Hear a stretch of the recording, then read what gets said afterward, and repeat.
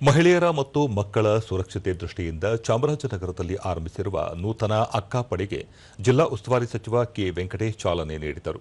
ಈ ವೇಳೆ ಶಾಸಕ ಸಿ ಪುಟ್ಟರಂಗಶೆಟ್ಟಿ, ಕಾಡಾ ಅಧ್ಯಕ್ಷ ಮರಿಸ್ವಾಮಿ, ಚೂಡಾ ಅಧ್ಯಕ್ಷ ಮೊಹಮ್ಮದ್ ಅಸ್ಕರ್ ಮುನ್ನಾ, ಜಿಲ್ಲಾಧಿಕಾರಿ ಶ್ರೀರೂಪ, ಜಿಲ್ಲಾ ಪಂಚಾಯಿತಿ ಮುಖ್ಯ ಕಾರ್ಯನಿರ್ವಹಣಾಧಿಕಾರಿ ಮನೋರೋತ್, ಜಿಲ್ಲಾ ಪೊಲೀಸ್ ಅಧೀಕ್ಷಕ ಮುತ್ತುರಾಜ್ ಸೇರಿದಂತೆ ಹಲವರು ಉಪಸ್ಥಿತರಿದ್ದರು.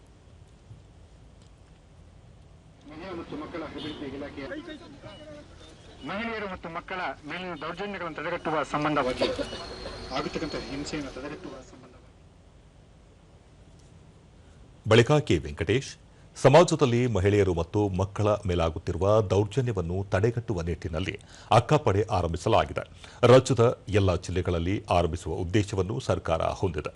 ಶಾಲಾ ಕಾಲೇಜುಗಳು, ವಸತಿ ನಿಲಯಗಳು, ಜಾತ್ರೆಗಳು ಸೇರಿದಂತೆ ಜನಸಂದಣಿ ಇರುವ ಕಡೆ ಮಹಿಳೆಯರ ಸುರಕ್ಷತೆಗೆ ಒತ್ತು ನೀಡಲಾಗುತ್ತದೆ ಎಂದರು. ಈಗ ಮಹಿಳೆಯರಿಗೆಲ್ಲ ಒಂದು ರಕ್ಷಣೆ ಕೊಡಬೇಕು ಅಂತ ಮಾಡ್ತಾ ಇದ್ದಾರೆ.